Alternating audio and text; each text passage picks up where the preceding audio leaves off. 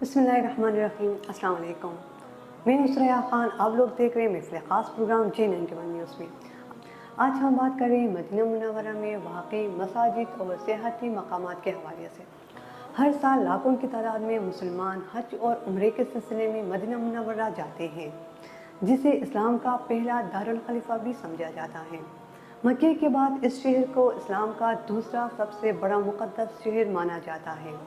यहाँ पे पैगम्बर इस्लाम की तामीर खुदा मस्जिद नबवी भी है। इस शहर में सबसे पुराना मस्जिद क़बा भी वाक़ई है। पैगम्बर इस्लाम ने मदीने में दाखिल होने से कबल मस्जिद क़बा में 4 रोज़ गुजारे थे। इसलिए मुसलमानों का ये ईमान है कि मस्जिद क़बा में नमाज की नियत से जाने का सवाब एक उम्रे के बराबर है। बहुत से लोग इसकी मुनफरिद फन तामीर और तारीख़ी अहमियत की वजह से भी इसका दौरा करते हैं। सफ़ेद गुंबद के साथ इसके 47 मीटर ऊंचे 4 मीनारें भी हैं। बात है हिजाज रेलवे। हिजाज रेलवे को सन 1900 में तामीर किया गया था और ये दमश्क को मदीने से मिलाती है।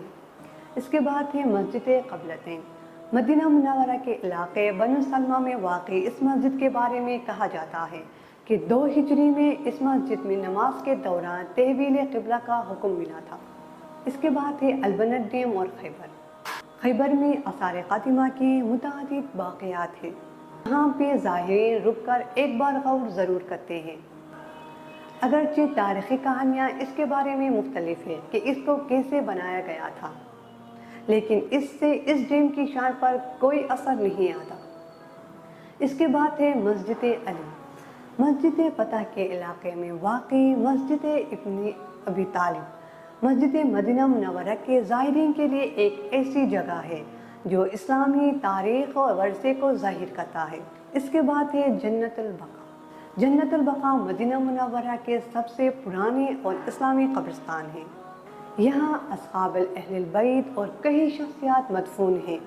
कब्रिस्तान के शुमाल, मशरिक़ और मग़रिब के अतराफ़ में 3 दाखिली दरवाज़े हैं।